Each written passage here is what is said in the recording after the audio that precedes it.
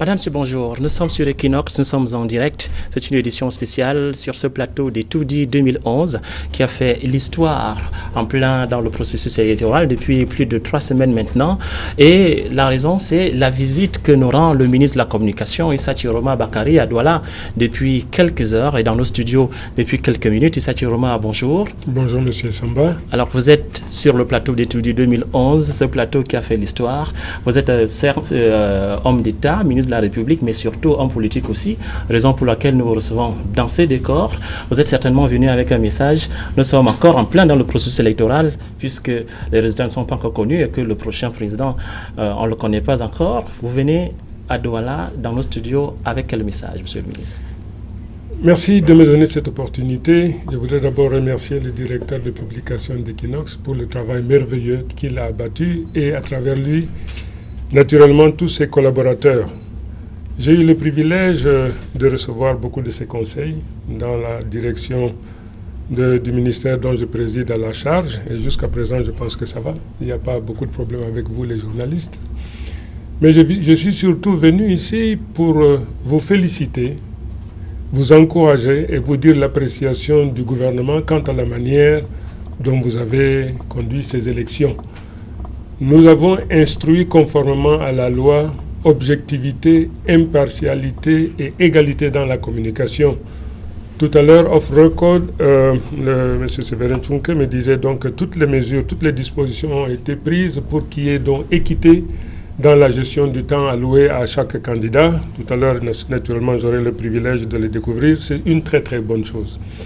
Je voudrais également profiter donc de vos antennes pour féliciter la classe politique, toute la classe politique. Et pourquoi pas toute la nation? Pourquoi? Simplement parce que le Cameroun est un usufruit. Cet usufruit, c'est-à-dire que chacun en a droit à l'usage, mais personne ne détient la totalité personnellement. C'est ça donc la signification de l'usufruit. Et à contrario, je ne voudrais pas encore entrer dans le plein du débat, personne n'a le droit de remettre en cause cet acquis collectif qui nous appartient à tous. Personne n'a le droit, quel que soit son rang, quelle que soit sa classe, quelle que soit sa position. Le Cameroun est ce bien qui nous est commun. La responsabilité des uns et des autres, c'est de promouvoir et protéger cette chose qui nous est commune. Alors, vous rentrez déjà un peu en plein. Je n'entre pas, alors j'ai dit donc peut-être dans merci l'objet de votre présence. Compte tenu de l'audience de votre organe, oui. Je voudrais d'abord, comme je l'ai fait par endroit, par ailleurs, dire merci à tous ceux-là qui ont une pensée généreuse, spirituelle, une pensée pieuse pour le Cameroun. En particulier, je pense aux religieux. À l'heure où nous parlons, beaucoup sont encore en train de prier pour la consolidation de la paix, de la fraternité, de l'unité. Le gouvernement ne saurait rester indifférent. C'est donc pour cette raison que par ma voix, à cette composante importante de la société civile, je dis merci. Comme je dis merci également à toute la jeunesse. Parce que, vous savez, notre génération est en train de sortir des affaires, mais il y a des jeunes qui sont en train de monter. Aujourd'hui, ce pays qui est un havre de paix, mais aussi un accident géologique avec toutes les richesses naturelles énormes dont nous disposons, mais qui sont les biens de nos enfants et de nos petits-enfants. À cette jeunesse, donc, on a tendance à instrumentaliser. Je dis aussi bravo pour avoir refusé d'écouter. Parce que ce n'est pas au moment où cette nation, en particulier son dirigeant, M. Paul Biya, s'apprête à sortir la richesse de la terre, pour laisser donc en héritage à ses enfants ce bien. Ce n'est pas le moment qu'il faudrait choisir naturellement pour déstabiliser. Très bien. Enfin, je voudrais également féliciter les hommes politiques. Les hommes politiques parce que, vous savez, ils ont été à 23 à la compétition. Avant d'entrer en compétition, il faut bien connaître les règles, toutes les règles. Si vous acceptez de participer, c'est que vous connaissez les tenants et les aboutissants. Ils étaient à 23, ça atteste donc de la robustesse de notre démocratie. Ça atteste aussi de la robustesse, naturellement, de la presse. Ça atteste aussi, puisqu'ils ont accepté la règle du jeu, de la qualité des lois et des institutions qui gouverne cette élection. Puisque vous piaffez d'impatience pour m'interroger, alors j'arrête là, naturellement, et puis je suis à l'écoute, M. Essomba.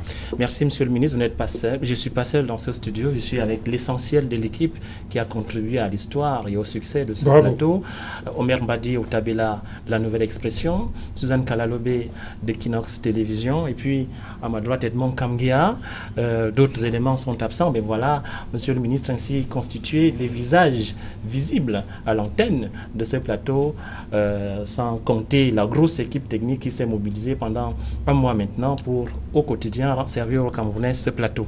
Monsieur le ministre, donc on va, comme avec les autres invités sur ce plateau, tout au long de ce processus électoral, vous interroger naturellement sur la conduite du processus électoral. Vous avez commencé à donner quelques indications, donc je passe la parole à Suzanne Kalalobé qui va ouvrir, j'allais dire, le feu des questions, mais je sais avant pouvoir qu'elle ne compter le sur fasse, elle. Ouais. Permettez-moi tous de vous féliciter. Oui. Vous avez fait du très bon travail. Mais félicitez également tous ceux qui sont invisibles, oui. Tous ces experts, tous ces techniciens. Eux, on ne les connaît jamais. Oui. Il faudrait naturellement qu'ils soient à ce rendez-vous pour que vous soyez visibles et audibles. Je ne trahis pas un secret en disant que pour la dernière émission, la grosse dernière production qu'on fera de ce plateau à laquelle nous souhaitons vous inviter, la démarche sera entreprise bientôt, pour que vous veniez sabler le champagne avec nous. Hein. Avec plaisir. C'est le cas de le dire. On présentera toute cette équipe champagne aux téléspectateurs. Si ça existe. Ça existe. Très bien. Oui, mais j'ai l'impression que Monsieur le ministre, à force de nous flatter, risque de nous rendre silencieux parce qu'on n'aura plus de questions à poser. Et pourtant, on a vu au cours de cette élection présidentielle beaucoup de questionnements des acteurs. La transparence, l'équité, l'équilibre même ont été discutés par la plupart des acteurs, puisqu'ils ont des recours. Alors, comment vous analysez cette situation, vous, au-delà du discours gouvernemental? C'est la règle normale du jeu en politique. Mais je voudrais surtout que personne ne se prévale de ses propres turpitudes. La règle est connue de tout le monde. Est-ce qu'il y a un organe imparfait? Avant de s'engager dans cette compétition, on le savait. Ce n'est pas au cours de la compétition qu'on a découvert les imperfections ou les insuffisances de tel organe ou de telle loi. Dès lors que les 23 acteurs, en toute connaissance de cause, ont accepté cette compétition, ça veut simplement dire, un, qu'ils connaissent, de deux, qu'ils acceptent le principe, et de trois, ils entendent aller jusqu'au bout. Oui, mais on peut vous objecter que, connaissant vous aussi les limites et de la classe politique et de cette structure, le gouvernement n'a pas mis les moyens qu'il fallait pour contribuer à une régulation. Le gouvernement est absent de l'organisation de ces élections. N'oubliez jamais que ELECAM est un organe indépendant qui, de bout en bout, a conduit ces élections. Naturellement, son indépendance est assortie d'une assistance du gouvernement telle que prescrite par la loi. C'est-à-dire que si ELECAM a besoin d'une protection, il faudrait bien que ELECAM saisisse l'administration compétente. Si ELECAM a besoin d'argent, il faudrait bien que ELECAM s'adresse à l'organe compétent.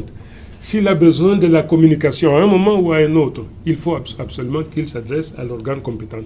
C'est en cela donc que ELECAM, en toute indépendance, peut solliciter l'administration. Donc, qu'est-ce que le gouvernement peut faire? Pratiquement 2 fois rien. Omer Badi.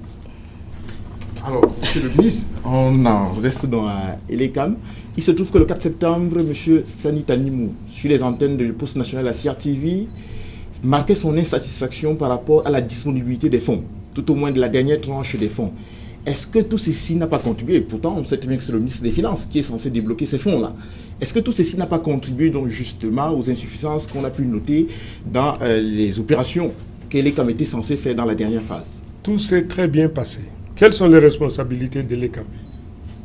Produire toute la documentation qui entre dans la construction de cet ELECAM. Temps utile, conformément à un agenda établi, tout a été fait dans le respect des règles de l'art. Mais pas des délais, notamment l'affichage des listes électorales. Probablement, mais vous savez, nul ne peut prétendre qu'il n'y a pas eu d'insuffisance ou d'imperfection dans l'organisation de cette élection. C'est probablement inhérent à la jeunesse de cette structure qui, à peine a-t-elle vu le jour, qu'elle s'est trouvée dans la compétition majeure, la compétition la plus importante de toutes les compétitions. Ne vous attendez pas. C'est vrai que ça, c'est propre aux Camerounais. Nous ne voulons rien moins que la perfection. Ça, c'est camerounais. Mais enfin, pour une structure qui vient de naître, vous ne pouvez pas vous attendre à ce que pour coup d'essai, réellement, qu'il n'y ait pas d'insuffisance. Encore que nous sommes satisfaits, nous disons, pour coup d'essai, c'était au moins coup de maître. Edmond Kamga. Oui, monsieur le ministre, au cours de cette campagne électorale, avant les élections, beaucoup de Camerounais ont constaté que le président Paul Biya a adopté davantage la posture de président que de candidat. Et n'avez-vous pas l'impression que cela créait un certain déséquilibre avec les autres candidats qui n'avaient pas la possibilité d'adopter cette posture-là et d'utiliser les moyens de l'État? Le président de la République est président de la République, qu'il soit candidat ou pas.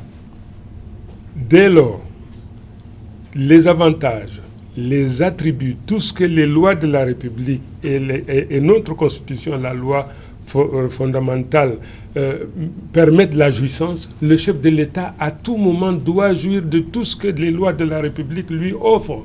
Quand il se déplace, il faudrait absolument que toutes les mesures soient prises pour sa protection, pour la protection de son intégrité physique. Absolument. Où qu'il se trouve.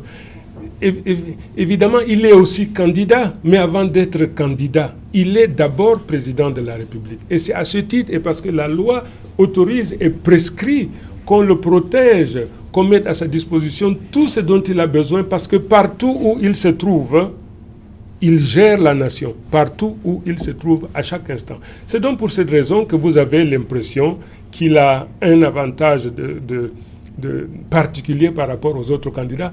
Eux, ils sont des candidats, ils aspirent à prendre la place qu'il occupe. Mais lui, il est déjà en place et il a donc des avantages que lui confère, et des avantages et des privilèges que lui confère la fonction. Oui, monsieur le ministre, excusez-moi, je vais abonder, je vais poser une autre question par rapport à votre réponse. Le président de la République a eu la possibilité de bénéficier du direct pendant toutes ces campagnes.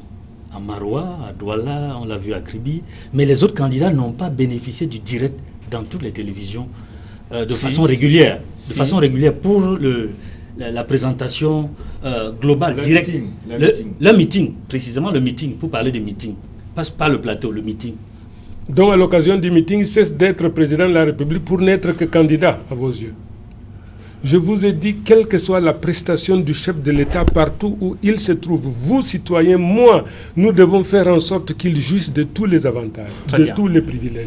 C'est clair. On l'a bien suivi, monsieur le ministre. Votre formation politique, le FSNC, a été annexée au RDPC. Vous avez apporté votre soutien au candidat Biya. Pas annexé.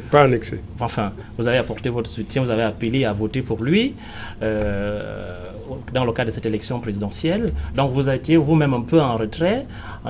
Vous avez animé des meetings, c'est vrai, mais est-ce que vous avez pu, est-ce que vous avez eu le temps de regarder, de suivre la campagne? Comment vous avez trouvé les différents acteurs, leurs prestations, dans les médias notamment, ou les audiences qu'ils ont reçues ici et là à travers la République, à travers le meeting? L'élection présidentielle est le moment de prédilection au cours duquel les adversaires du candidat président dressent leur réquisitoire.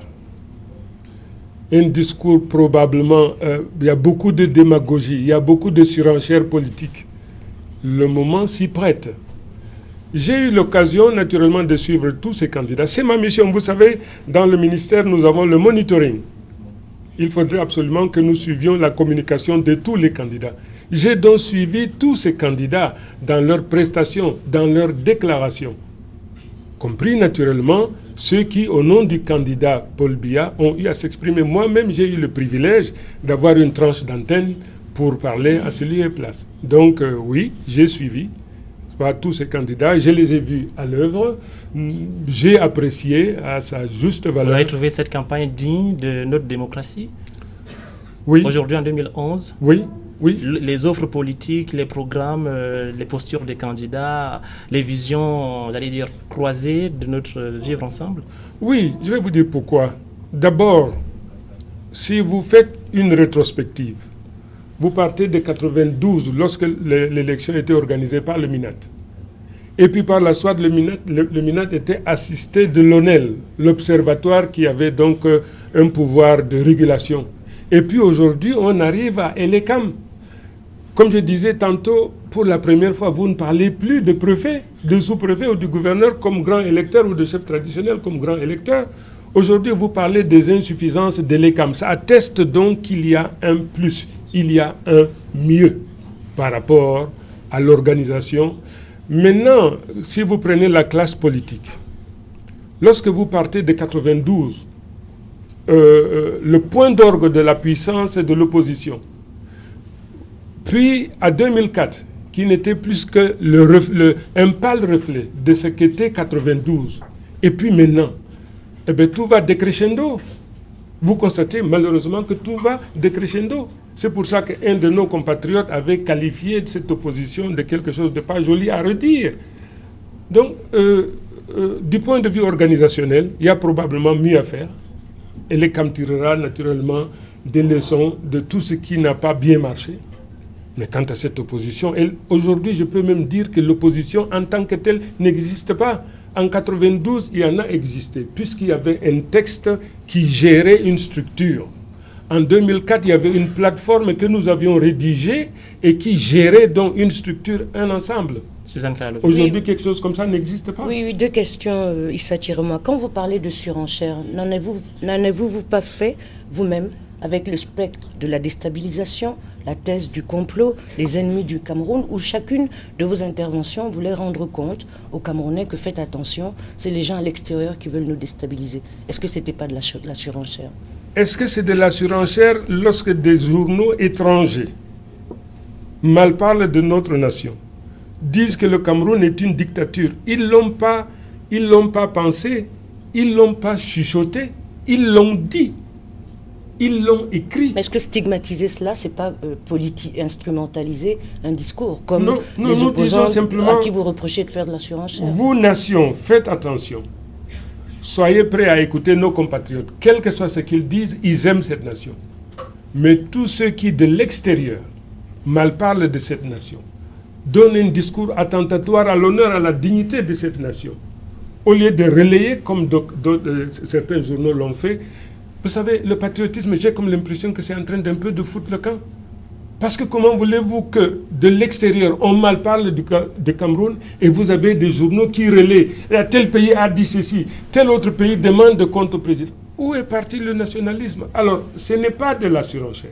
Nous disons simplement, fort de l'expérience que nous avons de ce qui s'est passé ailleurs, organisons-nous pour nous prémunir de ce que nous voyons poindre à l'horizon. Alors il y a un handicap quand même dans la prospective. Quand vous dites que le Cameroun n'a plus d'opposition, comment est-ce qu'on peut se réjouir qu'en 20 ans, le gouvernement ou le pouvoir ait réussi à empêcher qu'il y ait des acteurs qui participent au pluralisme? Vous avez l'air d'être content. Non. Qu'est-ce qui vous... Alors, vous voulez que le gouvernement s'organise pour venir au pouvoir? Mais vous parlez du pluralisme, de la construction d'une nation. Attendez. Vous voulez que le président Biya s'organise pour venir au pouvoir, au lieu de s'organiser pour se maintenir, qu'il organise aussi l'opposition pour venir prendre la place qu'il occupe. C'est ça que vous êtes en train de il doit organiser la démocratie de façon pluraliste. Parce que ce n'est pas le retour au parti unique. Il y a 300 partis politiques, ma chère amie. Il y a 300 partis politiques. Aujourd'hui... C'est une performance. Mais, écoutez... On doit s'en réjouir. Il y a un débat qui naît, qui dénonce justement ce trop plein de partis. On a vu des candidats au cours de cette élection. C'est la faute de qui? De ceux qui ont autorisé ces partis. Mais alors, sans aucun critère. On libère, on permet aux uns aux autres de s'exprimer. Vous dites que c'est mauvais. Non, nous disons que c'est dangereux. Le peuple camerounais ne se satisfait de rien moins que de la perfection. Ça, nous le savons très bien. Omer Badi. Que répondez-vous à ceux qui estiment que la majorité présidentielle, principalement le RDP, s'est servi de la paix comme un objet de chantage vis-à-vis du peuple camerounais au cours de cette élection? En sérinant ça systématiquement. Non, c'est pas... Non. Et c'est pas fini. Au point d'instaurer la psychose. C'est pas fini encore. Non. La psychose ne vient pas du RDPC. Quand le RDPC vend... Vous vous exprimez escalité là. Non. Dès le départ, j'ai dit je soutenais un homme, le président Biya, parce que de par sa fonction, il est aujourd'hui transfiguré. En vérité, il n'appartient pas à un parti politique. C'est un usufruit, il appartient à toute la nation. Et c'est parce que j'ai trouvé en lui ce qu'il fallait pour cette nation, c'est pour ça que j'ai décidé. Mais et pourtant, le 16 septembre, il a été élu président national d'un parti politique. Mais maintenant, bien sûr, mais il est libre. Mais pourquoi voulez-vous restreindre sa liberté? Il est libre. Mais je dis donc que lorsque le RDPC parle de la paix, c'est quand même le parti le mieux implanté dans cette nation aujourd'hui. Quand il parle de la paix, c'est simplement, l'anglais dit a wake-up call. Une manière de dire, attention, ne dormez pas sur vos lauriers. Ne pensez pas que cet acquis ne peut pas être remis en cause. La paix n'est pas inébranlable ad vitam aeternam. Faites donc attention.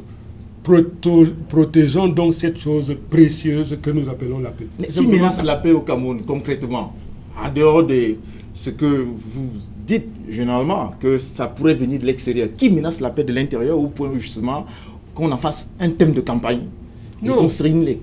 C'est là à longueur de journée. Écoutez, vous dites un thème de campagne. Le président de la République vous a dit qu'en 2012, le Cameroun sera un chantier. Ce qu'il n'a pas ajouté, c'est qu'il y aura plus d'offres d'emploi que de main-d'œuvre disponible. Non, pour le RDPC. Carrément. Non, mais bien sûr. Qualifié peut-être, de main-d'œuvre qualifiée. Pose de première pierre ici. Pose de première pierre là. Ainsi de suite. 2012, ce n'est que ça. Ce n'est que ça. C'est-à-dire aujourd'hui des richesses qui vont sortir de la terre. Alors, pour revenir donc à ce thème-là, non, le débat du RDPC, la paix n'est qu'une composante d'un programme politique, d'une profession de foi que vous connaissez. Alors, la Monsieur paix le ministre, est une composante. Edmond Kamiga, avant peut-être Edmond, on profite de votre présence pour revenir à ces irrégularités qui ont émaillé le scrutin et la polémique sur le mort ou la femme décédée à Banjul. Vous vous êtes exprimé là-dessus. Où en est-on de cette affaire qui continue à opposer, diviser les deux principales formations politiques de ce pays? Vous avez dit que cette dame-là était du RDPC. Le SDF maintient que c'est leur militante. Où en est-on de la vérité des faits? Écoutez, la vérité des faits ne sort pas de la bouche du ministre de la Communication, mais de la famille. Parce que cette dame n'est pas là pour dire quel est son parti politique. Mais, monsieur le ministre, de ce point de vue, il y a une preuve. Je voudrais répondre. Pourquoi on ne prend-il pas le mandat qui donnait la possibilité à cette dame, justement, d'être ce jour-là, à ce bureau de vote? Je voudrais d'abord répondre à la question que Somba m'a posée avant de répondre. Allez-y, monsieur le ministre. Les seules personnes qualifiées à dire quelle était l'obédience politique de cette dame, c'est sa famille, sa mère, son mari, sa fille. Tous, ils ont fait des déclarations.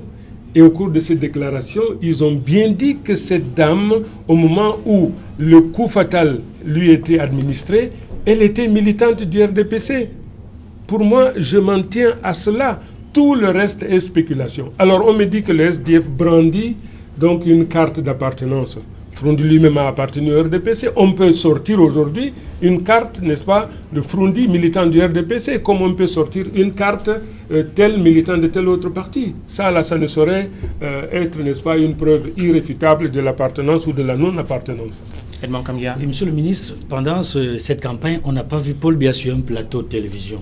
C'était voulu, c'était un choix.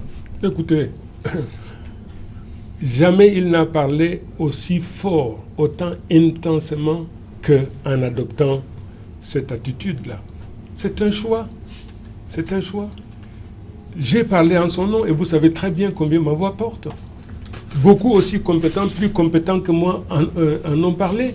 C'est aussi ça, la démocratie. C'est-à-dire élaborer une stratégie qui soit différente de celle des autres. Et puis voilà, c'est cette stratégie qui est en train de gagner. Je ne présume pas de ce que sera le résultat. Excusez-moi, est-ce qu'on ne peut pas dire que le chef de l'État redoute les journalistes, notamment les journalistes de la presse privée? Mais pourquoi vous le dites ça, procès d'intention? Pourquoi vous lui prêtez cette intention? Et pourquoi voulez-vous qu'il change ce qui lui réussit tant et si bien qu'aujourd'hui cette nation unie derrière lui est en train de construire cette prospérité? Alors, monsieur le ministre, pour évoluer dans cet échange, on va peut-être parler de l'actualité. Nous sommes mardi. Demain, les candidats engagés à cette élection qui ont introduit des recours à la Cour suprême sont convoqués devant cette institution. Et dans le même temps, une démarche parallèle a été initiée. C'est la plus politique. Une coalition de partis regroupés autour de Ndion Froundi appelle à manifester et annonce qu'elle refusera dans tous les cas les résultats de cette élection parce que, disent-ils, celle-ci a été émaillée de trop d'irrégularités. Vous y voyez une ombre de menace pour la paix, puisque vous en parlez tout à l'heure? À mon avis, plus d'irresponsabilité.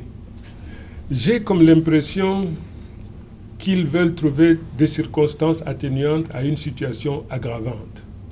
C'est vraiment mon impression.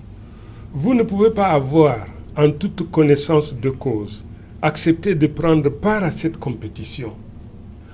Y avoir compétit, je ne sais pas compétir si ça existe comme verbe. Non. Si. Voyez-vous? Compétir, Bon, non. merci beaucoup. Alors voilà, vous ne pouvez pas avoir pris part à une compétition en toute connaissance de cause.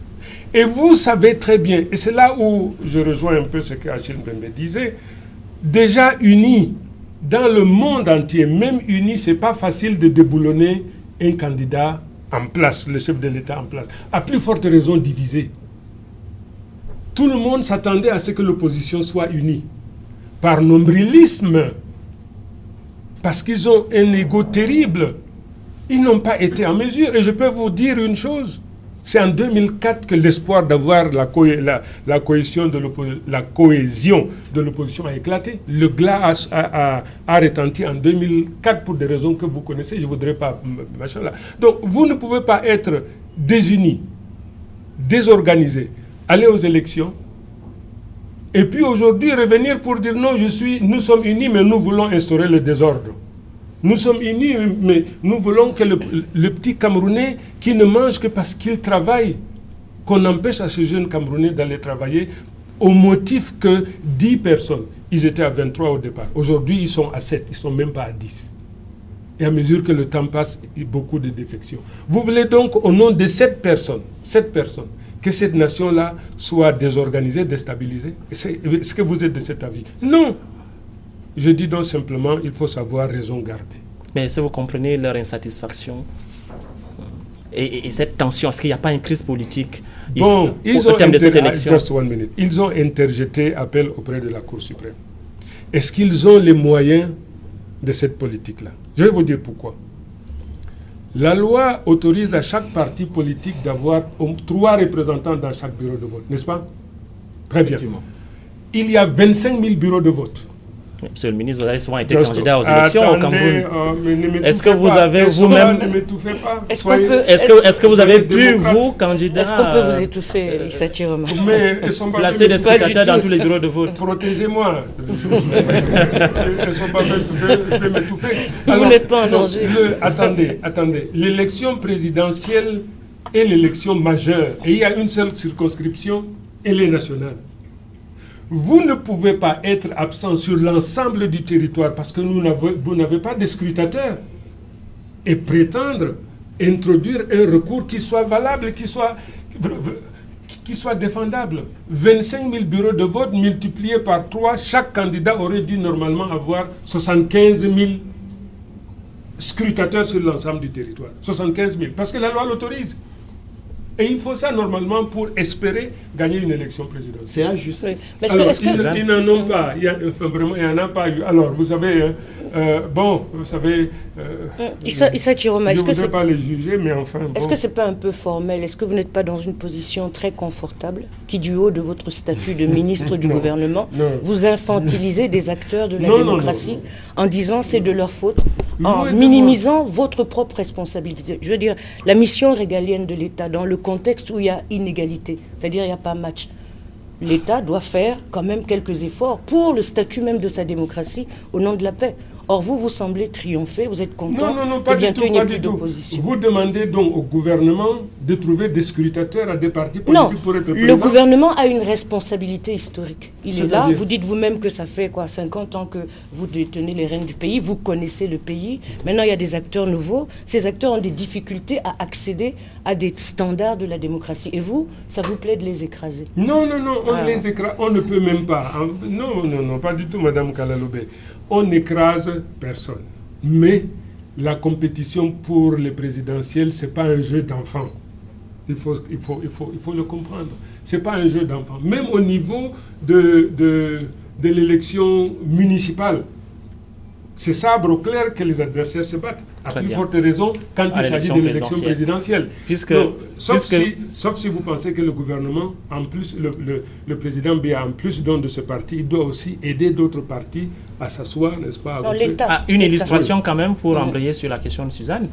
On sait que les partis politiques, les candidats ont reçu pour cette élection présidentielle de l'État une subvention qui est totale de l'ordre, qui est de l'ordre de 30 millions. Une première partie de 15 millions a été payée. Est-ce que pouvez-nous dire, vous qui êtes porte-parole du gouvernement, qui travaillez avec le président Biya, combien a coûté sa campagne? Quelques chiffres circulent.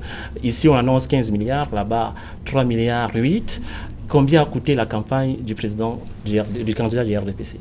Équité, objectivité, impartialité. Si je dis ce que le coût de la candidature du président Biya, il faudrait que je dise aussi le coût de la candidature des autres. Ben, on sait il faut dire... Vous êtes renseigné. On est dans la transparence. J'ai donné le chiffre, 15 millions à chacun des candidats. En plus des moyens d'État. Ça, c'est l'apport du gouvernement, de l'État pour l'élection. Mais s'agissant du RDPC, exactement le même montant, la même enveloppe a été allouée au candidat Paul Biya. Je veux bien, mais combien a coûté sa campagne de manière globale? Mais je ne saurais en parler puisque je dois être équitable. Le ministre ne donne pas la rumeur, mais l'information. Puisque vous me demandez, alors je demanderai au 22 de me communiquer pour que vous m'invitiez ici, pour que je communique à vos télé. Donc vous gardez le silence sur quelque chose d'aussi capital pour les Camerounais? Je ne garde pas le silence, mais j'ai dit c'est sans objet. Comment sans objet? Non, c'est vraiment sans objet. Vous savez, avant d'aller à l'élection présidentielle, chaque candidat se prépare. Chaque candidat se prépare. Nous avons fait un calcul. Il y a 25 000 bureaux de vote, n'est-ce pas? Supposons que chaque candidat alloue 10 000 francs par bureau de vote. 10 000 par 25 000, ça fait combien? 250 millions. Rien que pour des scrutateurs. Rien que pour des scrutateurs, pour espérer gagner une élection. Qui est en mesure de le sortir? Vous savez, non, mes amis, il faudrait simplement qu'ils réalisent une chose. L'élection présidentielle n'est pas un jeu. La nation camerounaise est une nation très difficile, très complexe. Et pour rien au monde, personne ne devrait remettre en cause cette cohésion, cette paix, cette unité. D'autant plus que nous savons que diviser, il y a peu de chances d'arriver au résultat escompté. Monsieur le ministre, je voudrais juste vous présenter un autre acteur de cette production, Monsieur Njoya Moussa, qui conduit derrière la lettre, notre consultant maison depuis le démarrage de cette émission. Njoya Moussa, bonjour. Bonjour, monsieur le ministre. Monsieur Njoya Moussa, bonjour. Oui, c'était juste pour faire quelques observations par rapport à ce que vous avez dit tout à l'heure. Vous avez dit l'État, à la réponse de Suzanne, l'État ne doit pas fournir les scrutateurs aux autres candidats. Mais en fait, au sens de la loi, le président du bureau de vote a l'obligation de remplacer les scrutateurs des autres partis politiques le jour du vote s'ils ne sont pas là et si ces partis-là n'ont pas la capacité d'avoir des scrutateurs. Le président de vote a le droit. Et où est le problème? Et pourquoi ces présidents de vote ne l'ont pas fait? Qu'est-ce qui vous prouve qu'ils ne l'ont pas fait? Procès d'intention une fois de plus. Vous annoncez ce que dit la loi. Est-ce que vous avez été à Koussiri pour le vérifier, à Mouloundou ou bien à Kribi pour le vérifier? Non, ça c'est des affirmations gratuites. Vraiment, c'est des affirmations gratuites. Vous savez, parlons de choses pratiques, objectives. N'est-ce pas, vérifiable. Très bien. On va peut-être aborder une autre phase, évaluer l'apport de FSNC, ne serait-ce que ce parti-là, dans la campagne du RDPC ou du candidat Paul Biya, lorsqu'on prend en compte les informations qui nous viennent des bureaux de vote dans votre chef, le Nord, et même dans tout le septentrion. Manifestement, un candidat autre que le vôtre s'est démarqué là-bas. Et en pole position, dans les opérations de dépouillement, il s'agit de candidat Garga Aman. Manifestement, votre appel n'a pas fonctionné, n'a pas marché. Mon appel a marché parfaitement bien. Mais il faut attendre que le Conseil constitutionnel... Évidemment. Bon, parce que vous êtes en train de jouer à Madame Soleil, là. Non, monsieur le ministre, vous n'allez pas nous empêcher, nous, de faire notre travail. Même si on nous interdit de proclamer les résultats, de ne pas recueillir des informations. Vous et moi, quels sont les résultats dans cette partie du pays? Non. Mais maintenant, si vous le savez. Vous avez des tendances. Alors, vous avez parlé du ministre Garga, n'est-ce pas? Oui, tout à fait. Alors, quel est son pourcentage? Je vous ai parlé en termes de constance, de tendance. Monsieur Garga, manifestement, selon les retours que nous avons de cette élection, a fait une percée au nord. National. Écoutez, une fois de plus, moi je suis un homme politique doublé du ministre qui ne donne pas des rumeurs, qui donne l'information. Non, on interroge le président du FNC là. Alors si vous interrogez le président du FSNC, le président du FSNC vous dira une chose.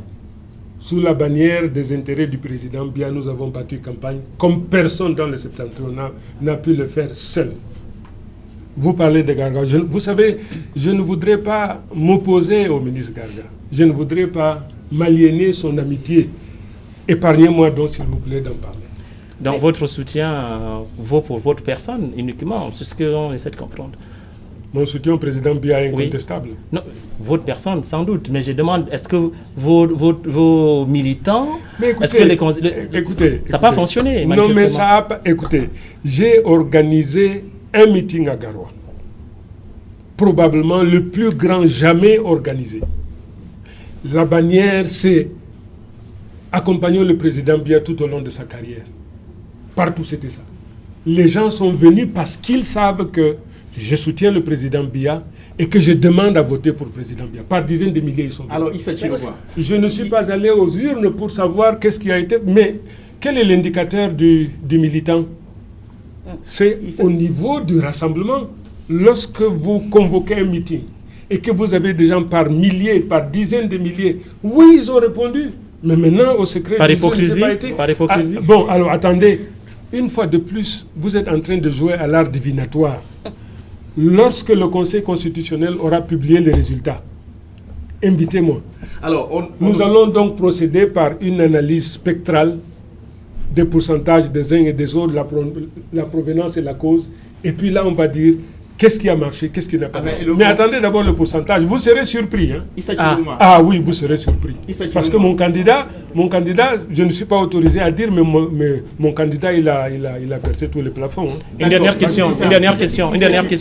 Je suis obligé de revenir quand même à la réaction des 8, puisque Bernard... 7, s'il vous plaît. Bernard Mouna a dit que justement ils ne cautionneront pas cette mascarade électorale et qu'ils appellent, si la Cour suprême proclame des résultats en l'état, ils appellent les Camerounais à descendre dans la rue. Et je me souviens toujours de cette phrase au plus fort des émeutes de 2008 de Paul Biya où il disait ce n'est pas à la rue d'en décider. Doit-on s'attendre à la présence du BI partout au Cameroun dans les prochains jours au cas où cette menace venait à être mise à exécution? La réponse est très simple. Les Camerounais n'écouteront même pas ce que ces gens-là disent. Ils n'écouteront pas. Vous faites l'impasse sur la question. Les Camerounais veulent manger et boire. Ils ont... Et vous leur donnez à manger et à boire. Je suis Ben Sikiner, je vais faire mon travail. Ils veulent aussi que leur vote soit pris en compte. Mais oui, leur vote a été déjà pris en compte. Vous dites, non, le BIR ne viendra pas puisqu'il n'y aura pas match, puisque le peuple ne veut pas le suivre. Merci, monsieur le ministre. Attendez, merci pourquoi ils sont vous allez continuer tout à l'heure avec mon collègue en langue anglaise. Non, je suis vraiment fatigué. Bon. Je sais. Je vous remercie beaucoup. Alors, on vous a promis tout à l'heure de vous remettre un document sur la consommation du temps d'antenne. C'est un document qui a été paraphé par le directeur général de Equinox Télévision et par moi-même en ma qualité de rédacteur en chef. Et donc, ce document résume le temps d'antenne consommé par les différents candidats sur cette antenne pendant la campagne électorale. Vous avez là les 23, le pointage de tous les candidats, à commencer par celui que vous soutenez. À titre indicatif, le RDPC et son candidat ont consommé 420 minutes. Monsieur le directeur général vous disait qu'on a intégré dans le décompte les discours prononcés par le candidat Biya pendant les 3 meetings qu'il a animés sur le terrain. Le SDF de John Frundi a bénéficié de 360 minutes, l'UDC d'Adamou Ndamjoya de 150 minutes, le CPP de 125 minutes, le Manidem de 180 minutes. À titre indicatif, puisque vous allez mieux découvrir ce document dans vos bureaux. Et il y a quelques disparités qui s'expliquent justement par le fait que tous les candidats ne sont pas déployés pareillement à travers la République. Certains ont été vus ici et là que lors des 2 derniers jours de la campagne électorale, donc on ne pouvait en tout état de cause pas les suivre. On a néanmoins fait l'effort de suivre autant que faire se pouvait, l'ensemble des candidats, on leur a consacré le même temps d'antenne sur nos antennes. Voilà le document que je vous remets. Félicitations, bravo, solennité. bravo, merci beaucoup. Ouais. Merci beaucoup. Nous allons... Il y a autre chose Alors, vous êtes dans une maison de communication, nous sommes journalistes, et quoi de mieux qu'un livre commis par l'un des plus éminents éditorialistes de la presse hexagonale, Jacques Attali, dont les chroniques sont reprises ici dans ce livre qui reprend près de 20 ans de chroniques dans le journal L'Express. Nous vous en faisons cadeau. Je vous remercie. Vous savez, Séverin Tchounkei m'a habitué à de telles choses. Chaque fois que je suis venu ici, je me demande pourquoi je ne viens pas régulièrement. Parce que chaque fois que je suis venu, je suis reparti avec un monument de culture. Ça va contribuer naturellement à m'éclairer davantage, à enrichir mon répertoire. Merci beaucoup. Merci à vous, monsieur le ministre. Merci à ceux qui œuvrent pour la paix.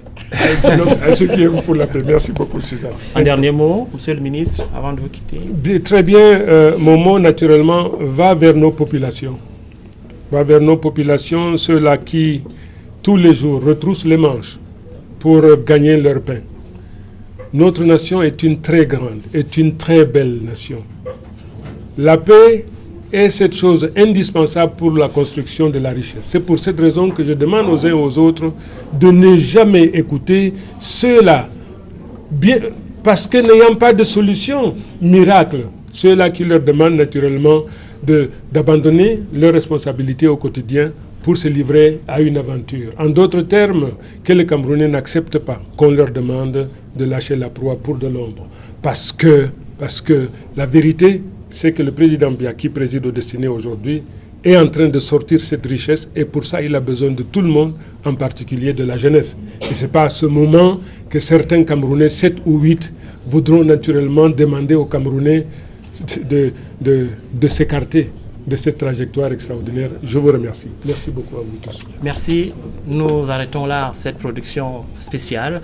Nous allons derrière introduire notre collègue en langue anglaise qui va lui aussi s'entretenir pour quelques minutes avec vous. Pour le public anglophone, le Cameroun étant bilingue, monsieur le ministre, et vous-même étant parfaitement bilingue, vous êtes en mission, c'est pourquoi pas parler aussi à nos compatriotes de langue anglaise. Merci à vous. Mais et on à peut très faire ça bientôt un autre sur notre parce que forum. je suis... Bon, ok, vraiment...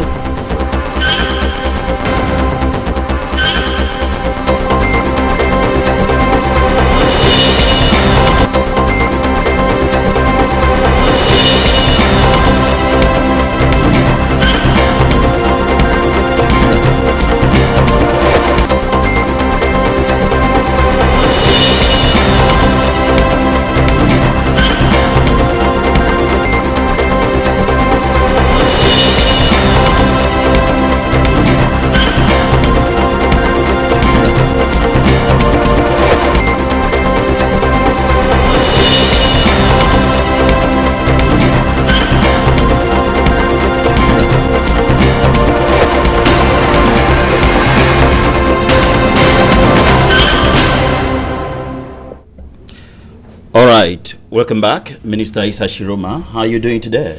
By the grace of Almighty, I'm doing very well, and it is a pleasure for me to be welcome here in this studio. Why are you here? Well, I'm here just to congratulate you for the marvelous job you have been carrying out since the beginning of this election.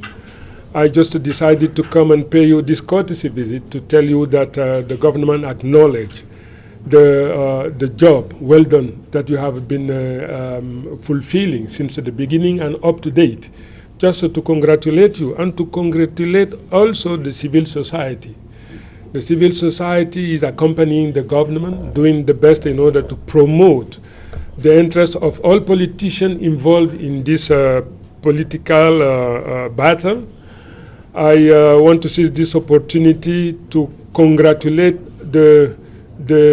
all the religious community, because all of them have interceded on behalf of peace with Almighty. So we have to acknowledge it and to congratulate them. I also came here just to congratulate the youth. I just want to call their attention on the fact that this is their nation. Time has come for them not only to listen, but to be ready to roll up their sleeve, to take the bull by its horns, in order to be part and parcel of the process which consists of building this nation. All right. If I During this election, they did it, and I am here just to emphasize and to congratulate them for what they achieved. From your side, it's an indication that you are quite satisfied with how I things am. unfolded, and up to this moment, as we speak, you are still very satisfied. I am. Now, let us go now to your domain, what concerns you specifically, and how you function in the course of this electoral period, which is still ongoing. What did you do to support the media in Cameroon?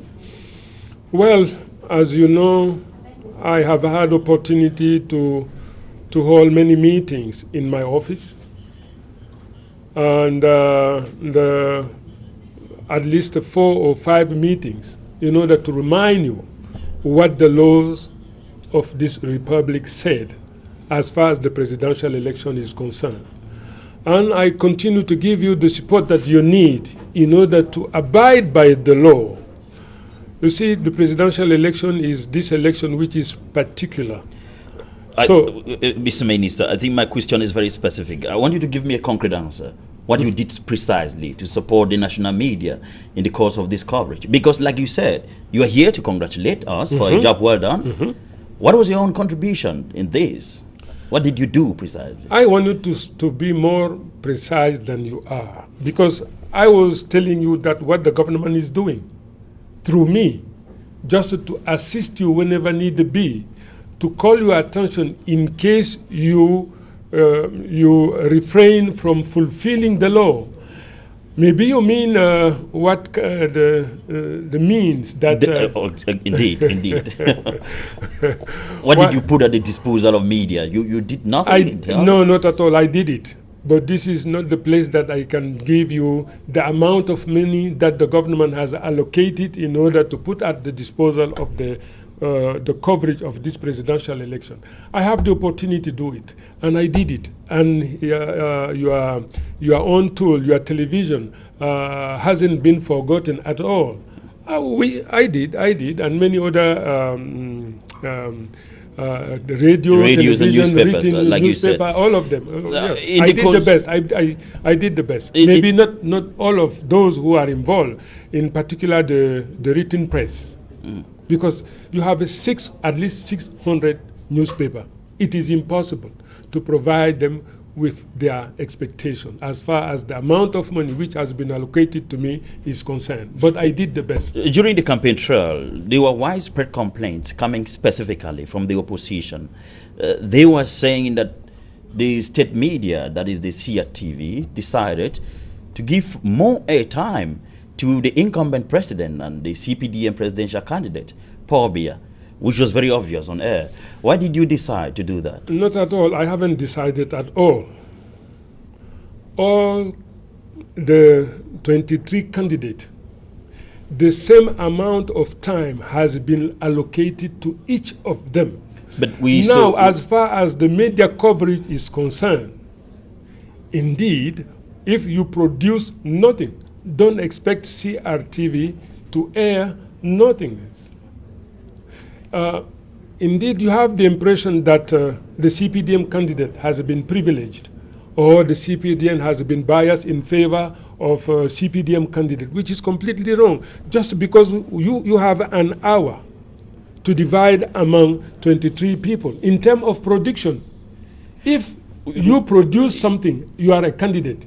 If you produce 10 or 20 items and you have someone else who does not produce at all, how would you like I'm talking the CPDM candidates? I'm talking about the meetings that you know as well as I do, that you covered the meeting of the CPDM in Maroa, Douala and Kribi live.